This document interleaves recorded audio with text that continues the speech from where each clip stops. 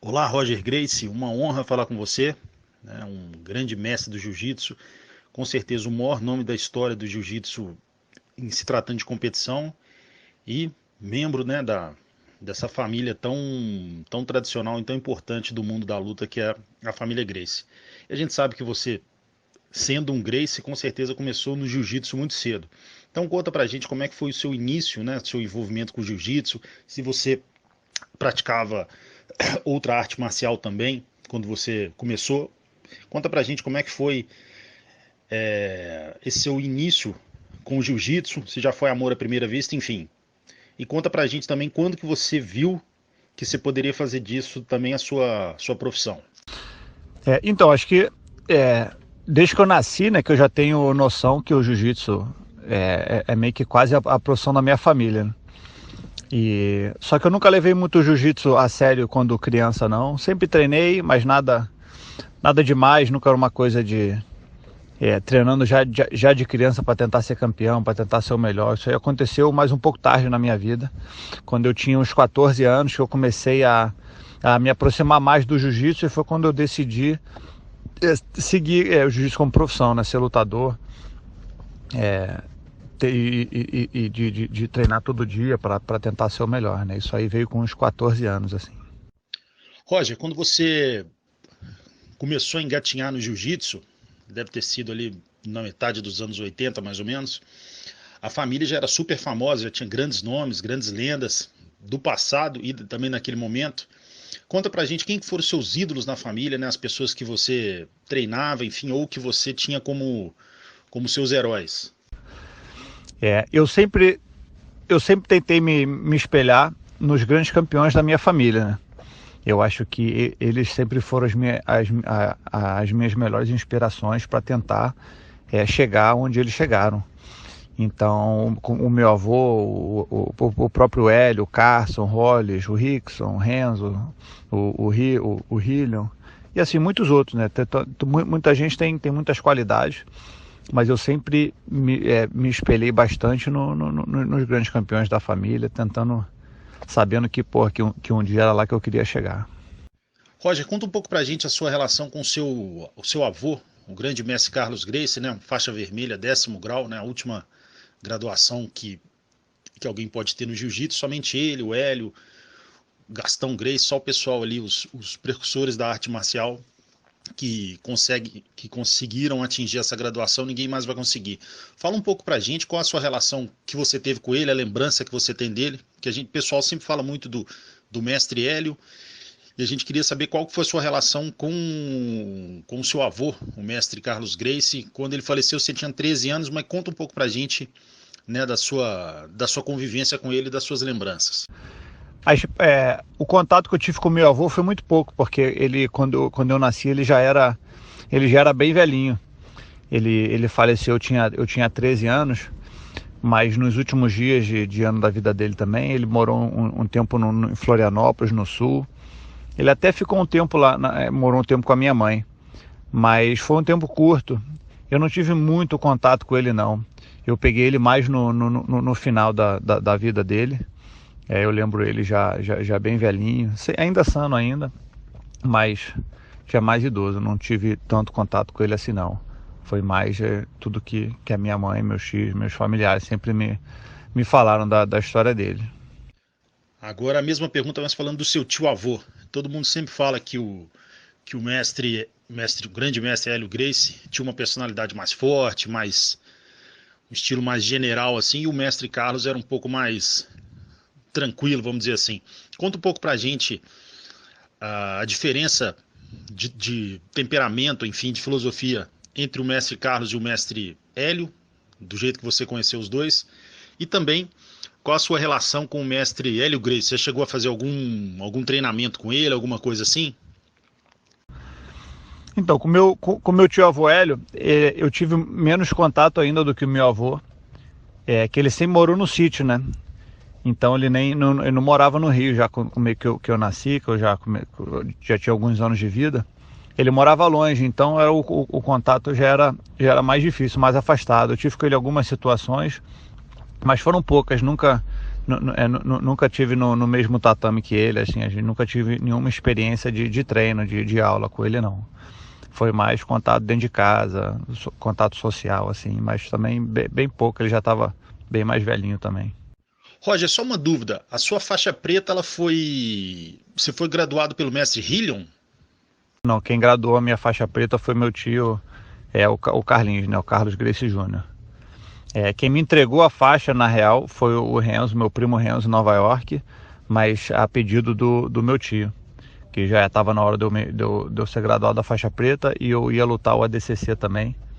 Aí eu precisava já ser graduado na preta para lutar em 2003. Aí, mas quem me deu todas as minhas faixas foi o meu tio Carlos Gracie Júnior. Campeão, você em algum momento imaginou, quando você começou a traçar a sua trajetória no jiu-jitsu, você imaginou ser considerado, quase que por unanimidade, o maior nome da história do jiu-jitsu de competição? Isso, assim, acho que 9 em cada 10 pessoas, pelo menos, consideram você o maior nome da história do jiu-jitsu de competição. Em algum momento você imaginou que você teria essa trajetória tão rica dentro das competições? Olha, eu não tinha, quando eu comecei a treinar, a levar jiu-jitsu a sério, eu não tinha noção aonde eu iria chegar. Claro, que não tinha muita noção, mas o que eu lembro claramente, eu acho que eu era até, acho que faixa amarela, antes de pegar azul, onde eu nem tinha um jiu-jitsu muito forte. Foi quando eu comecei a botar na cabeça que eu falei, eu vou seguir jiu-jitsu, vou querer ser lutador, que antes disso eu era mais criança, eu não estava treinando, levando o jiu-jitsu muito a sério. Aí depois chegou uma época que eu comecei a me dedicar seriamente ao jiu-jitsu e quando eu tomei a decisão que eu falei, vou ser um lutador profissional, vou seguir jiu-jitsu como minha profissão, acho que eu tinha uns 15 anos, e eu botei na cabeça que eu ia ser o melhor lutador do mundo. Eu acho que isso é até engraçado, que às vezes você esquece, só que eu tenho vários amigos daquela época que falam coisas que eu até tinha esquecido já, assim, conversa de garoto, que naquela época ninguém me levava muito a sério, e eu não falava numa arrogância de eu sou melhor que todo mundo, eu vou ser melhor que todo mundo. Era uma decisão que era aquilo que eu queria, que eu acreditava que eu ia conquistar, que eu estava treinando para ser o melhor lutador do mundo. Então, eu acho que eu lembro disso bastante na época que eu devia ter uns 15 anos. Quando eu botei isso na cabeça e comecei, eu falava assim para as outras pessoas. E aí, deu no que deu. Roger, todo mundo fala que o seu jiu-jitsu, ele é um jiu-jitsu extremamente simples, né? Se você faz ali o feijão com arroz, não inventa nenhuma coisa mirabolante, mas ele é extraordinariamente eficiente. A gente sempre vê você com o mestre seu tio Hillion, né, sendo que ele também se inspirou muito no Hollis, e o seu pai, o Maurício Mota, também foi um dos únicos níveis pretas que o Hollis graduou. Ele graduou 6, se eu não me engano, e o seu pai foi um desses 6. Então a gente pode dizer que muito do seu jogo de jiu-jitsu tem muita coisa ali do legado do finado mestre Hollis Gracie. E conta um pouco pra gente qual a importância do legado do Hollis dentro do jiu-jitsu atual. Eu acho que o Hollis teve um papel fundamental no jiu-jitsu que a gente vê hoje em dia, porque eu acho que antes dele, tanto o Hollis quanto o Carson, né? Que se você parar para ver, antes do Carson tinha o jiu-jitsu do Hélio, que o Hélio era um lutador mais frágil fisicamente, não era tão pesado, muito forte, então ele tinha que ter um jogo mais defensivo para conseguir lutar com adversários maiores e mais fortes. Só que o Carson já veio muito maior e muito mais forte. Então ele já tinha um jiu-jitsu bem mais agressivo. Tanto é que o Hollis, o jiu-jitsu dele era super agressivo, assim, muito mais, se você parar para ver, comparado que o estilo de luta do Hélio. Mesmo o Hollis sendo mais leve que o Carson, e mais pesado que o Hélio, mas ele já adotou um jiu-jitsu, ele já desenvolveu um jiu-jitsu muito mais agressivo, muito mais no estilo da personalidade dele. Então ele teve um papel fundamental, que acho que depois dele, essa nova geração, ele teve uma influência muito grande no jiu-jitsu mais agressivo, mais para frente, né? Não no estilo do Hélio, um jiu-jitsu bem mais defensivo. Roger, você já treinou com certeza com uma gama de pessoas da família Gracie, de outra geração, enfim. Se você pudesse colocar em termos de, você que já deve ter treinado já treinou com Hillion, com Renzo, já deve ter treinado com Robson, com outros também, deve ter treinado com Rickson, enfim, se você pudesse falar com a gente, pra gente, quais as três pessoas da família Gracie que você treinou ou que você viu de perto o jiu-jitsu da pessoa e mais te impressionou. Quais são os 3 Gracies que tem o jiu-jitsu que mais encheram os seus olhos até hoje? Olha, eu acho que os 3 Gracies que eu tive mais, que eu presenciei mais, assim, treinando, me instruíram tecnicamente, que tiveram mais influência assim no meu jiu-jitsu, eu diria que o meu tio Carlos Gracie Júnior, que ele que foi meu principal professor, que me graduou todas as faixas, que a vida inteira eu sempre treinei na academia dele, na Gracie Barra. O meu tio Hillion Gracie, que também, apesar de eu não estar diariamente na academia dele, ele teve grande influência na minha evolução técnica. Eu sempre estudei jiu-jitsu com ele, a gente sempre estudava, ele sempre me ajudou muito, eu ia muito na academia dele tirar dúvidas. E o meu primo Renzo Gracie, que também eu treinei com ele quando eu era muito jovem, e ele se mudou para Nova York, para os Estados Unidos, então eu fiquei bastante tempo assim, sem ter muito contato na parte técnica do jiu-jitsu com ele, e foi mais para frente, quando eu estava acho que 19, 20 anos, que eu comecei a aparecer mais, a desenvolver mais, eu comecei a ir para Nova York treinar com ele, que até quando eu fui morar em Londres, que eu tinha 21 anos, eu ia muito em Nova York treinar com ele. Então ele teve também um papel fundamental para mim. E você mencionou o Rickson, eu nunca treinei com o Rickson e nunca nem ouvi de kimono no mesmo tatame, nunca estive no mesmo tatame com ele, não. Roger, vou fazer uma pergunta muito difícil agora, né? A gente sabe que a sua família é lendária, desde a época de Hélio, Jorge Gracie, Hélio Gracie, o seu avô Carlos Gracie, depois a geração dos filhos do Hélio e do Carlos, né? Ali Royler, Royce, Horion, Helson, Rickson, enfim, e Robson Gracie, Carson, Hillion, Hollis, da parte do seu avô Carlos, e dentre outros.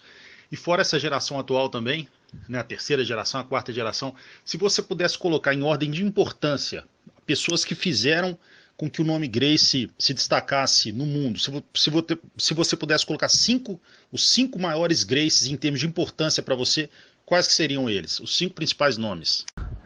Cara, é muito difícil você destacar pessoas dentro da família Gracie, né? Eu acho que tanto é que a família sempre foi tão forte, muito pelos números, que sempre foi um trabalho, uma missão em comum, que é desenvolver a arte e preparar todo mundo como lutador, e todo mundo sendo à frente da família. Então é meio que um trabalho conjunto para o crescimento da arte e da técnica e da família. Mas você perguntando quais são os 5 que eu acho que tiveram as influências bastante, então eu acho que se for escolher os 5, eu escolheria primeiro o meu avô Carlos Gracie, segundo o meu tio-avô Hélio Gracie, terceiro o Carson Gracie, o quarto o Hollis Gracie e o 5 o Rickson, que eu acho que foram os maiores, digamos assim, que tiveram maior peso, digamos, os lutadores que conseguiram alcançar um nível assim altíssimo, e assim, pelo tudo que eles fizeram dentro do tatame e fora, né? Roger, uma pergunta que é uma dúvida que muita gente tem, né? Você, na sua carreira no grappling, tem poucas derrotas, e ou foram por pontos ou foram por alguma vantagem. A gente gostaria de saber se você já foi finalizado alguma vez, e se sim, conta pra gente. Foi numa época que você era novo, em treinamento, enfim, desde quando você virou um lutador profissional, vamos dizer assim, de jiu-jitsu, qual em algum momento você já foi finalizado? Que a gente pensa que não. Então, a única vez que eu fui finalizado no campeonato de jiu-jitsu, eu era azul juvenil, eu estava participando da seletiva do campeonato mundial juvenil, eu acho que eu estava na minha terceira luta, se eu não me engano, e eu estava ganhando, acho que por 6-0 ou 6-2, e eu tomei a chave de pé, que estalou meu pé e eu bati. Foi a única vez que eu fui finalizado, é azul juvenil. E foi para um atleta chamado Wilson, eu não lembro o nome dele, mas nós somos até amigos hoje em dia, e só que depois daquilo ele nunca mais lutou. Eu acho que ele lutou um campeonato só, depois faixa azul, só que nunca mais ele nem chegou à faixa preta, e pois não tive a chance da minha revanche. Roger, no seu auge nos mundiais, você enfrentou nomes como Xande Ribeiro, Pé de Pano, Marcelo Garcia, Jacaré, Margarida, Saulo Ribeiro, enfim, dentre outros vários que você enfrentou. Quais que você considera os maiores rivais que você teve no pano? Se você pudesse colocar os 2, 3 que sempre foram dureza para você. Eu acho que os meus maiores rivais que eu tive dentro do tatame foram o Jacaré e o Xande. O Xande acho que eu já lutei com ele 8 vezes, o Jacaré eu acho que eu já lutei umas 5, 6, e sempre foram lutas duríssimas, sempre lutas super difíceis com os dois. Eu acho que se eu fosse escolher um, eu escolheria até o Jacaré, apesar que ele me ganhou em 2004 e em 2005, mas foram 2 vezes, para mim foi um erro gritante do juiz. Eu não me considero que eu nunca perdi para o Jacaré.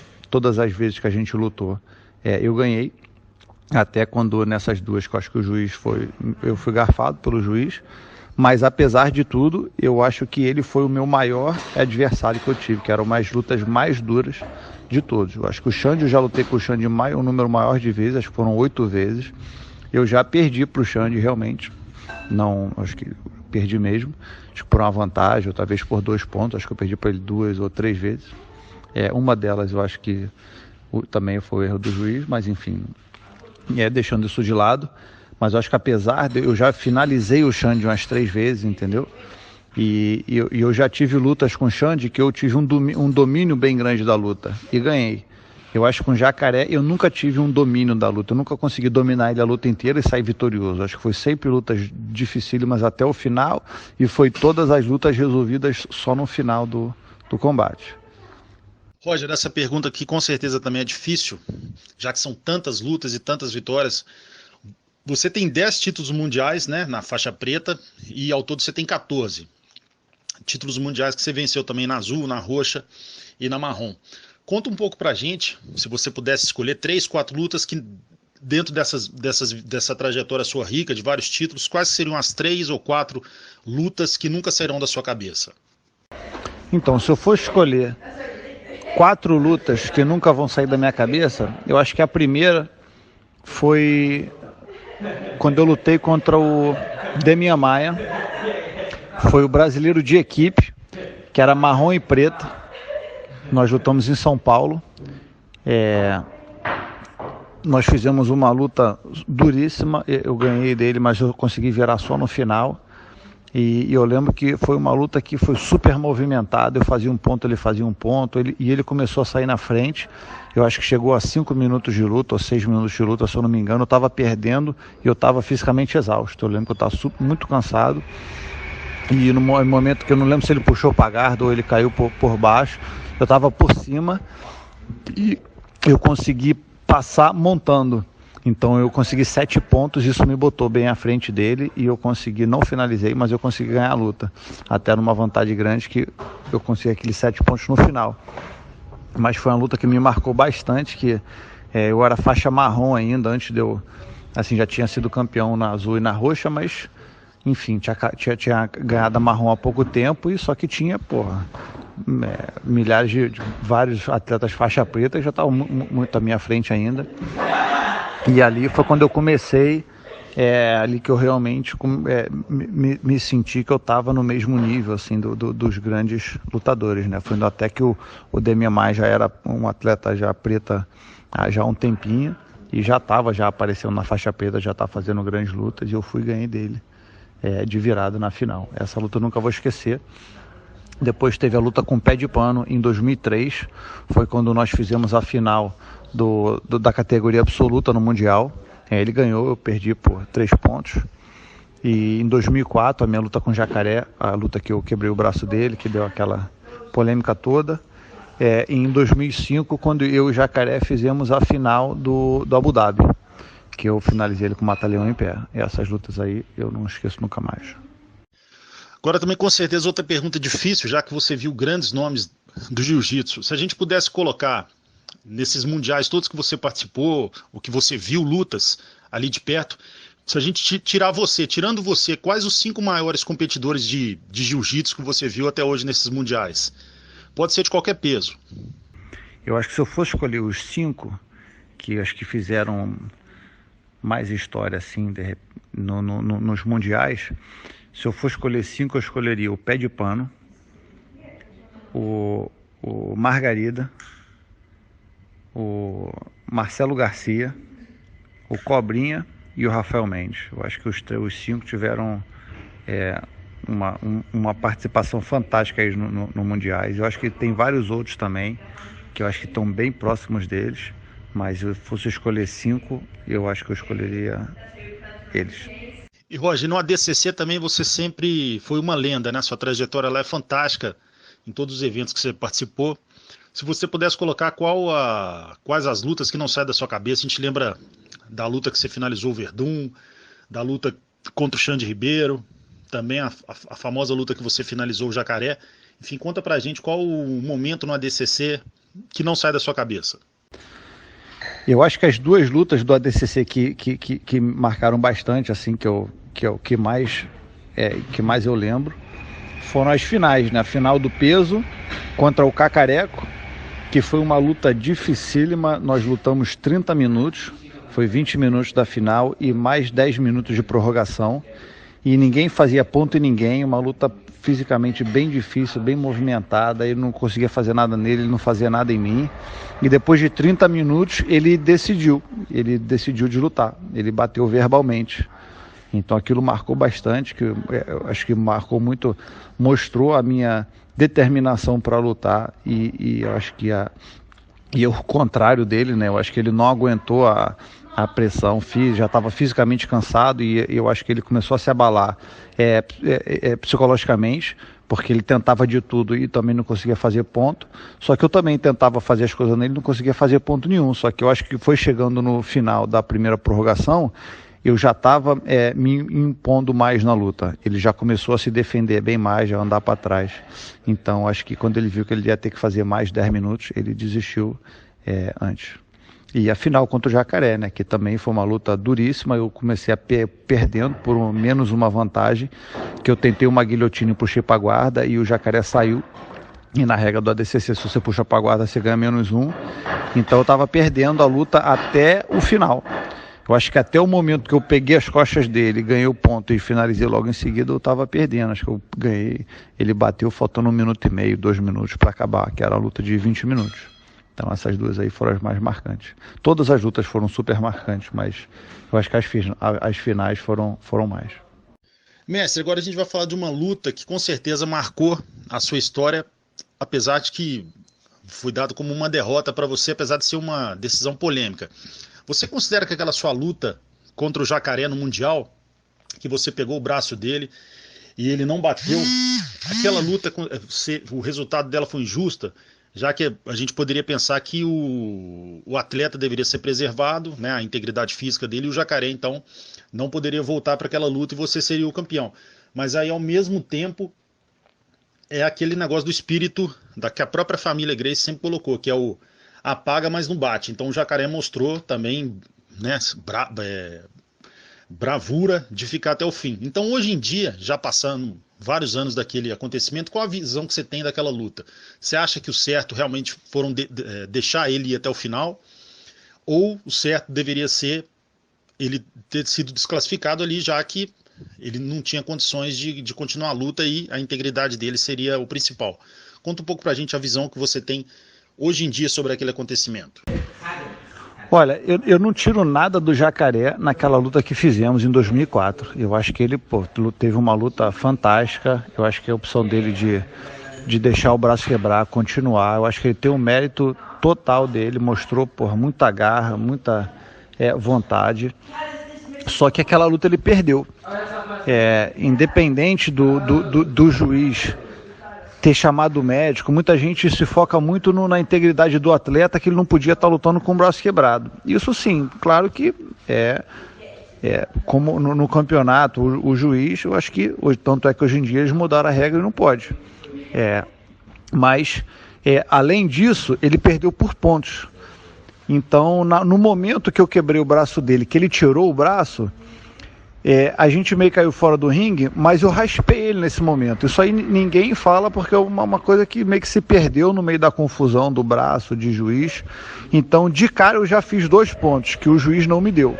No momento que ele puxou o braço, que eu quebrei o braço dele, estalou, ele puxou e saiu, ele se virou, eu agarrei as pernas dele, que eu estava na guarda atacando o braço, ele puxou o braço, eu fui na perna, caí por cima. Ele caiu de 4, eu caí abraçado na cintura dele, a gente caiu fora do ringue.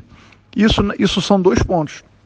Independente de como a gente iria voltar para o meio do ringue, o juiz era para ter me dado 2 pontos nesse momento e a gente iria voltar no meio do ringue na mesma posição.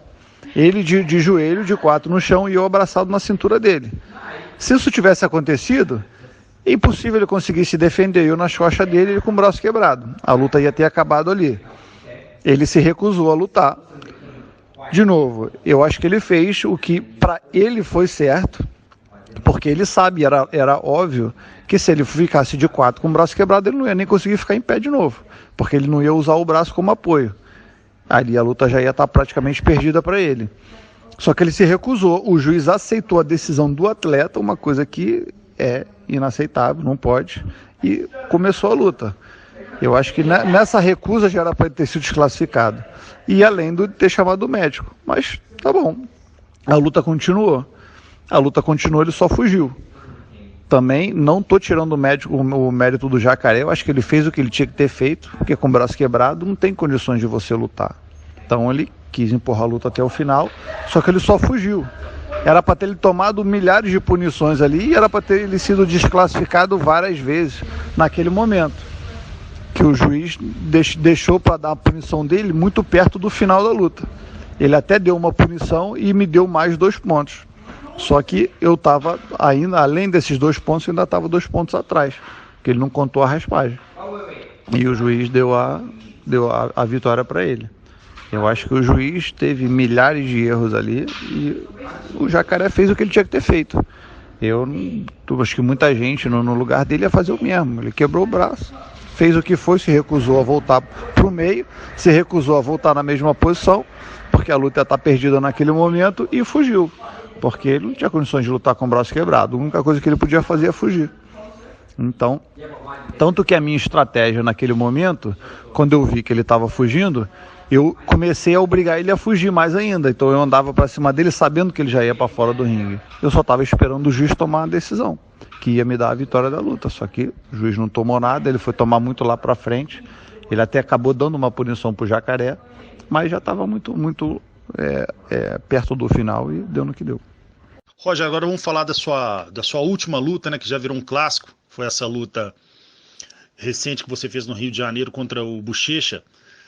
Você imaginava que seria tão rápido, desde o momento que vocês foram de fato para o chão? Você olhando, hoje em dia, você acha que o Bochecha, que apesar de ser um grande talento, também um grande campeão, ele foi um pouco afobado, ele acelerou demais.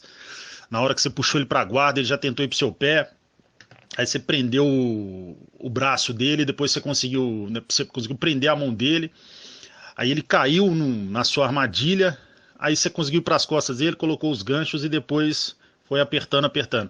Você olhando hoje, você acha que ele foi um pouco afobado naquela luta? Qual que é a sua visão que você tem daquela luta? Olha, eu de maneira nenhuma achava que a luta ia ser da maneira que foi, não. Eu acho que eu entrei para lutar super confiante, mas eu entrei preparado para qualquer coisa que pudesse acontecer. Eu acho que a chance de eu cair numa posição ruim, de eu sofrer um ponto, de qualquer coisa assim, tinha uma chance grande. Eu acho que o Bochecha é um atleta de altíssimo nível. E eu acho que no lado dele, eu acho que ele ficou um pouco nervoso. Eu acho que ele entrou nervoso para essa luta. E quando ele não conseguiu me derrubar ali no começo, acho que ele ficou um pouco frustrado. Então ele se perdeu um pouco naquela luta. Então no momento que eu raspei, eu caí nas costas dele, ele estava meio... ele não conseguiu, eu acho que ele ficou nervoso demais e começou a cometer muito erro. Tanto é que ele cometeu um erro muito grande quando eu peguei as costas dele, que ele se abriu muito. Ele não acho que ele se defendeu da maneira que era para se defender. E a mesma coisa no momento que eu botei o gancho, peguei as costas dele. Eu acho que ele ficou um pouco nervoso naquele momento ali, não teve a frieza para conseguir sair, né, escapar da melhor maneira.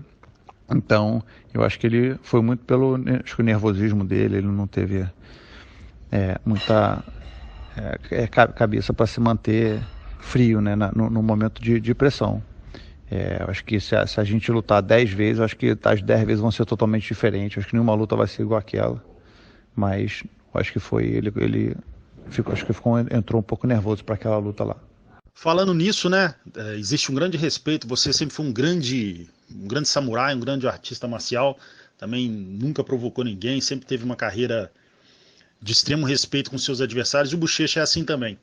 Ele é muito novo, também é uma pessoa humilde, já tem 10 mundiais e com certeza ao longo dos próximos anos ele vai quebrar o recorde e vai ser o atleta de jiu-jitsu com maior números de mundiais dentro da faixa preta. Você acha que essa derrota afetou bastante o psicológico dele? Enfim, deu a impressão que ele ficou bastante abatido. Enfim, qual o recado que você daria para ele, né, para ele levantar a cabeça e seguir em frente, né, um recado de campeão para campeão?